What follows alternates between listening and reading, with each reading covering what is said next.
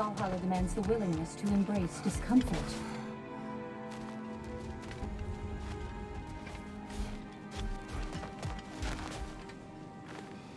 And the wheel of progress turns.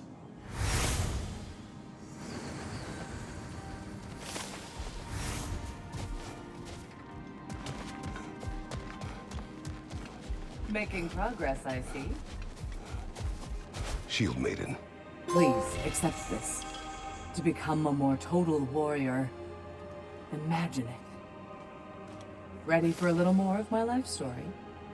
Proceed. I was in the fight of my life with the thugs who burned down my father's inn. Suddenly there's this sound, this flapping of feathers, and who should appear but Sigrun herself. Not yet queen, but by reputation, the best fighter the Valkyries had in memory. I was awestruck. She was confused. The violence, the mayhem she sensed, she expected to follow it to a battlefield full of honored dead, not a hideout in the slums. I apologized to her for not sending worthier souls to Valhalla, and Sigrun offered to take me under her very impressive wing. But we'll cover that part next time, all right?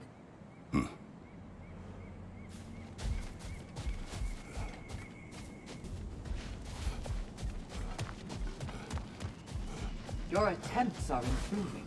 You're making your way deeper into Valhalla. Keep at it.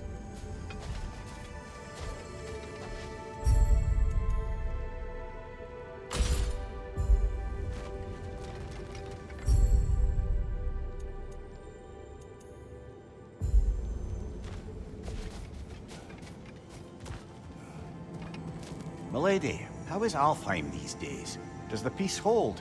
It's tenuous, but holding. Endless war tends to breed quite a bit of mistrust. Thankfully, the elves, Bela and Bigvir, are in positions of influence due to their association with Freyr and involvement in Ragnarok. It's the best chance at lasting peace the realm has ever had. What about the findings in the Consul's journal? Have they shared it with the rest of the elves?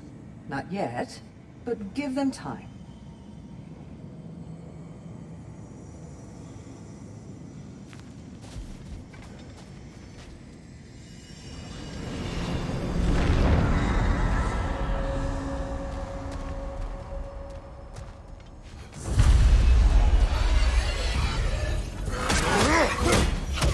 Right side, brother!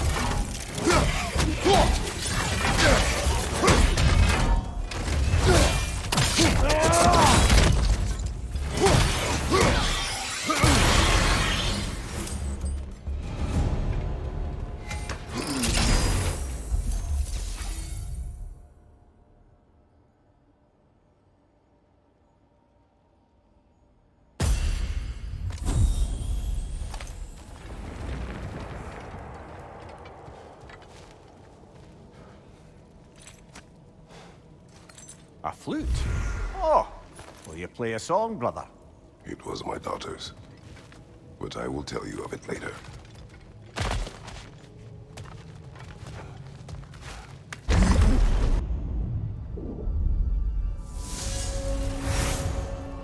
Before you ask, yes, I was back in the Old Forest again. And this time I encountered my former boss, King Oberon. Rather eye-opening, actually. I used to be a true believer for him. Would have done anything he asked. But now I see through all that charisma and feigned wisdom, down to the small, hypocritical tyrant I know him to be. Wait till I tell you what he put me up to regarding a particular magical flower.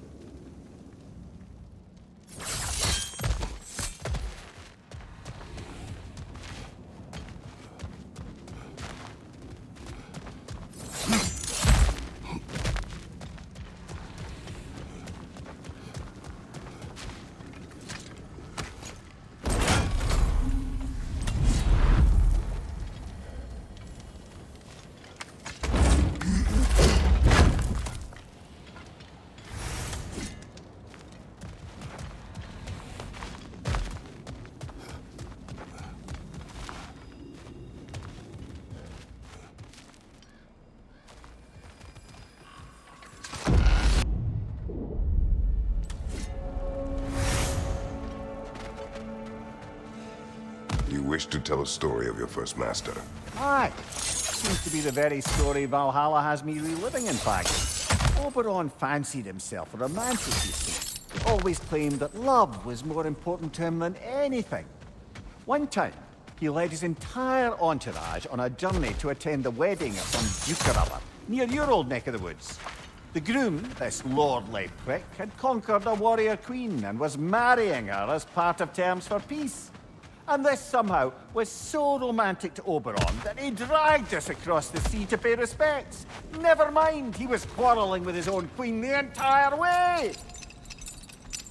Well, I'll have more of that one, to be sure.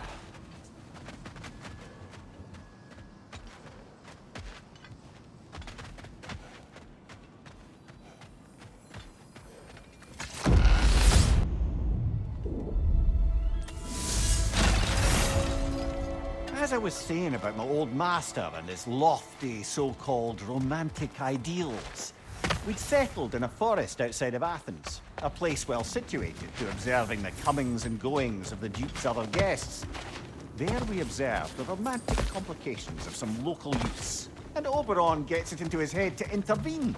Bids me fetch him a magical flower that can manipulate the affections of others. Supposedly, the idea was to nobly help true love prevail over the pressure of family arrangements. But what he really wanted was to use the flower to torment his own wife. I see why you left his service. Aye.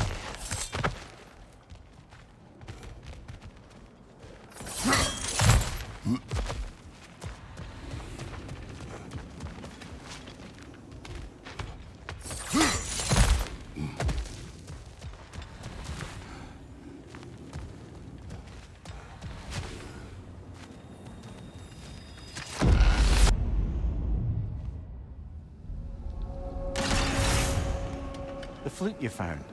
You said it belonged to your daughter. I carved it for her as a gift. She enjoyed playing and was skilled with it. It was a song she would play. One I used to remember every note of. But no longer. Brother, if you mean to recount the story of the day you were tricked into killing your wife and daughter, you don't have to. You've told that story before. We know how it ends. You needn't relive it. That's not the story her flute brings to mind, is it? No.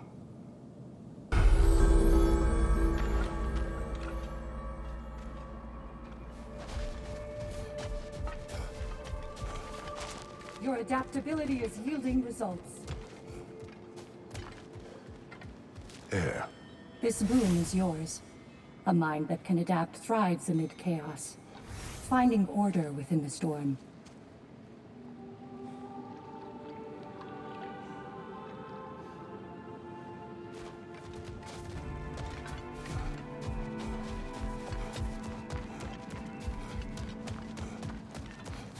Shall I continue my story?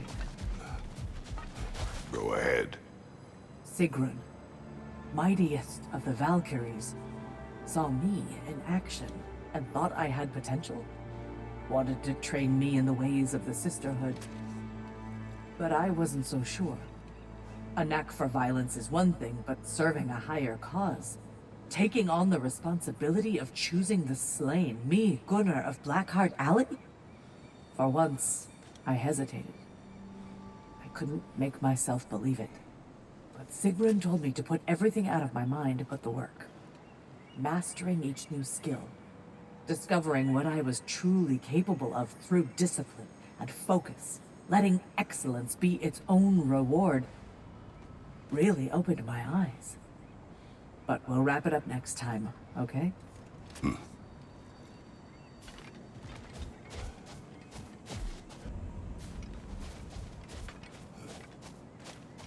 Gunnar. Take this. I see you refuse to settle for the ordinary general.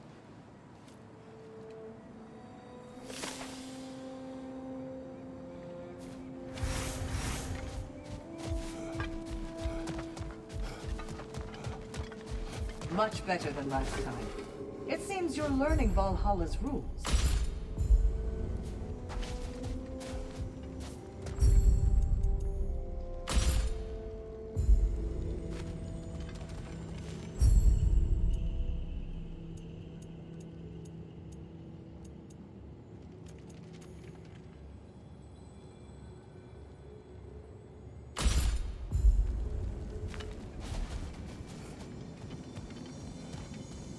Sigrid, been wondering. Are the remaining Vanir and Aesir playing nice in Vanaheim? The Asgardian relocation hasn't exactly been smooth sailing. But Hildisvini and Lady Sif are keeping the ship headed in the right direction. The people seem to understand compromise is their best path to prosperity, at least. Truth be told, I was hoping the old boar would have to call on me to smooth things over. But it's good to hear he and Sif have it under control. Freya hopes they'll join the council once the peace settles.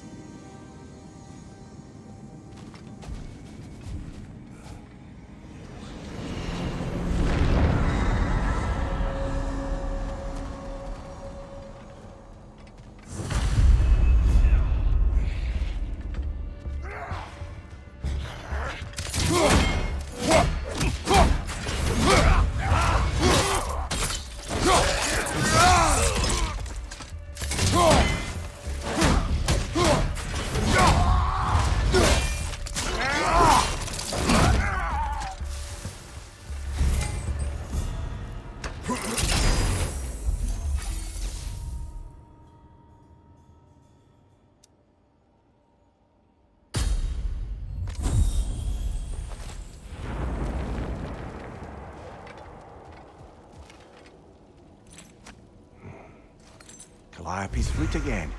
Still on your mind, brother? Yes. I will explain later.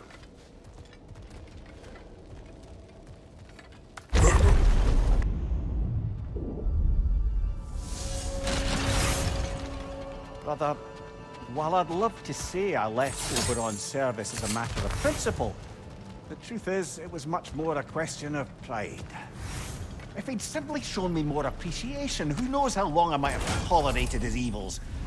I certainly tolerated plenty from my subsequent employers before I could take no more. And if I'm being honest, I was only too happy to offer my complicity in Queen Titania's humiliation. What did you do? I caused her to fall in love with something preposterous. An actor.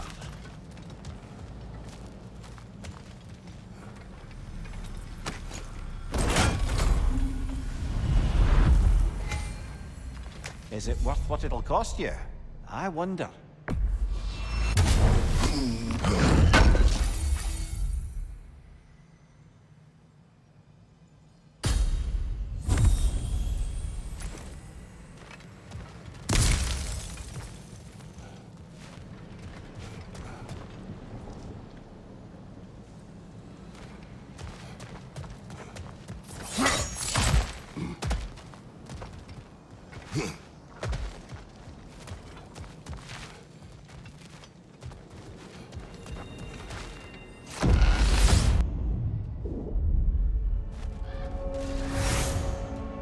Your old master.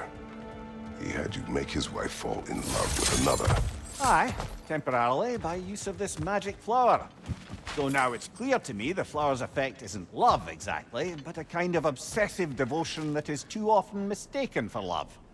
So of course the Queen made a fool of herself, as did all those under the flower's spell that night. Don't know how I ever got embroiled in such a farce. You are wiser now. I think so. Though that only makes up for so much past stupidity.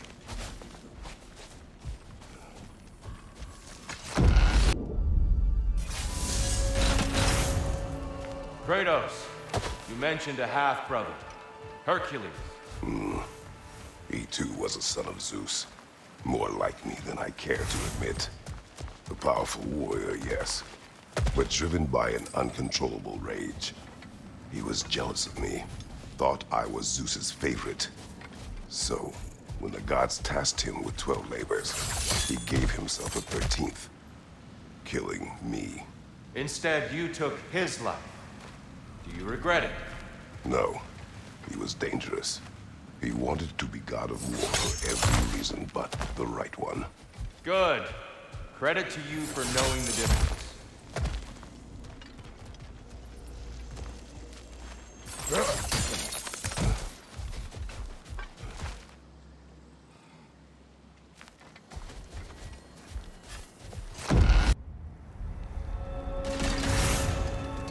Mimir, the day my family died was not the last time I saw Calliope. I had journeyed to the underworld to rescue Helios.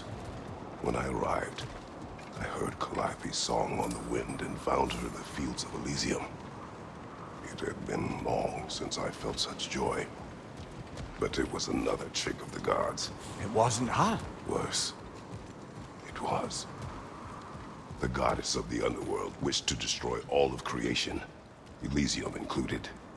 She knew that for me to stand against her meant leaving Calliope behind forever. So, I pushed my daughter away again, all while she cried and begged me not to.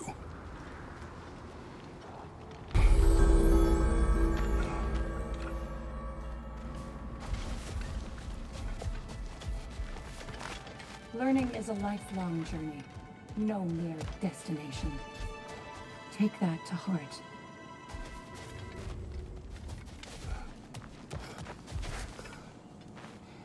We did more things and more things to do. Check.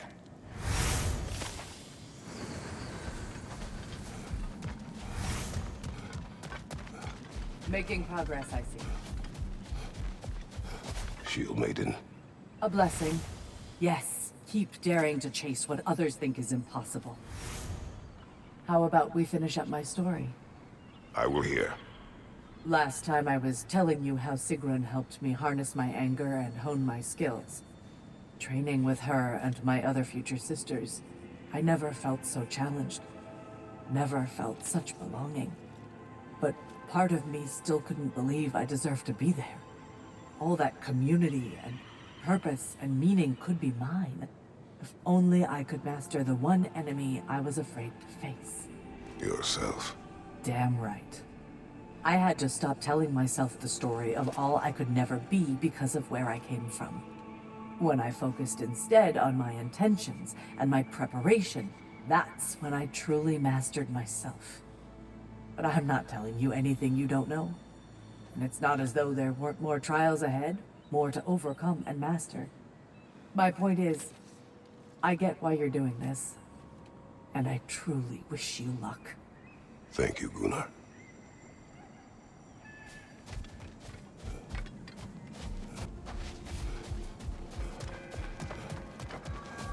Well fought, gentlemen. You made much better progress that time.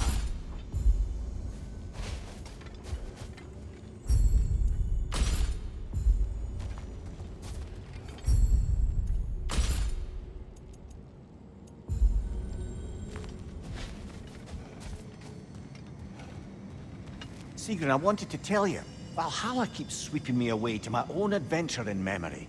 I wondered if it would. That's wonderful. What is it showing you? Some particular events of my wayward youth. But they're in a loop of sorts. Not sure I've quite gleaned what it all amounts to. Then you must do what you do in Valhalla. Keep going.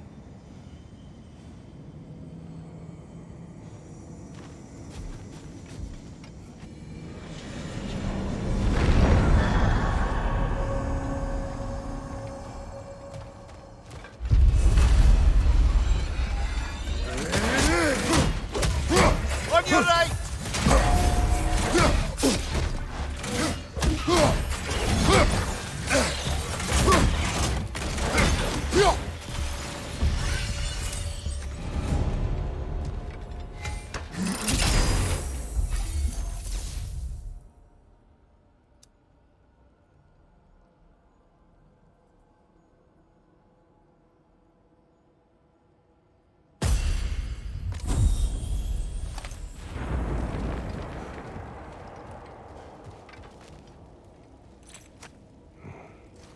Calliope's flute. Whenever you're ready, brother. Take your time.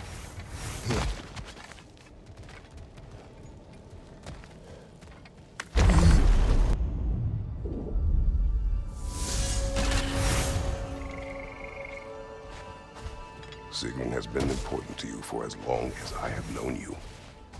What happened in the beginning? Oh, it's a typical enough story. A boy meets girl, girl fulfills her ambition to transcend the physical plane and become a Valkyrie of Valhalla. One day, Sigrun quietly arrived from Fjotalund and began serving as Freya's handmaiden while she undertook training for the Sisterhood. I don't even think we were introduced. I'd just see her around the court. Of course, I'd observed her loveliness and impressive stature, but long before we fell to talking, that we seemed cut from different cloth, I suppose. Never occurred to me we'd get along as well as we did.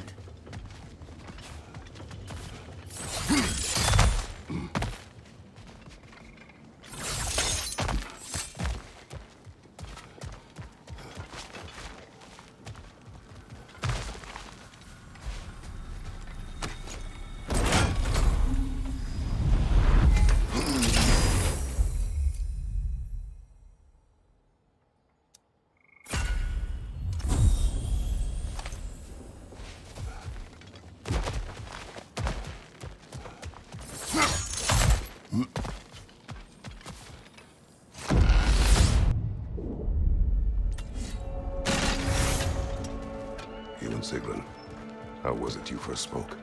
Back when Freya was queen in Asgard, the better times, I mean, there really began to be some culture around the place. Poets, musicians, the odd contortionist would pay visits, perform, mingle. On one occasion, I'd taken a seat expecting to see this balladeer of the lowlands, when Sigrun walked in. Somehow more stunning than I'd ever seen her. And when of all places she chose to sit next to me, well, a lot of very interesting things happened very quickly. But I may need to collect my thoughts while you get us killed again.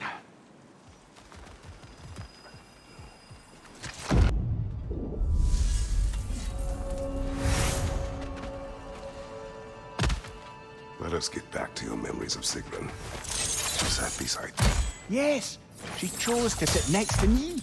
No big thing, really. Yet, somehow, despite myself, I felt her rush in my stomach like I was a green lad again. Embarrassing at the end of the day, to be so simple. I made some remark, and I learned how it felt to make her laugh. And suddenly I felt more at ease. Almost eerily so. A calm within each other's storms, I suppose. They had a way of describing that. Peace dwells among us. Lovely, brother. That's exactly right.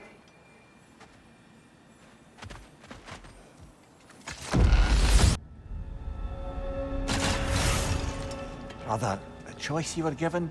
To stay in Elysium with your daughter only to perish? Sounds like no choice at all. Of course it was a choice. One I wished many times I'd made differently. How so? When I left Greece, Calliope was never far from my mind. I do not know how much time we would have had together in Elysium, but I would have traded the decades that followed for mere hours with her. It took meeting Faye for that feeling to go away, along with Calliope's song. But I do still think of her in Elysium, and hope she found peace.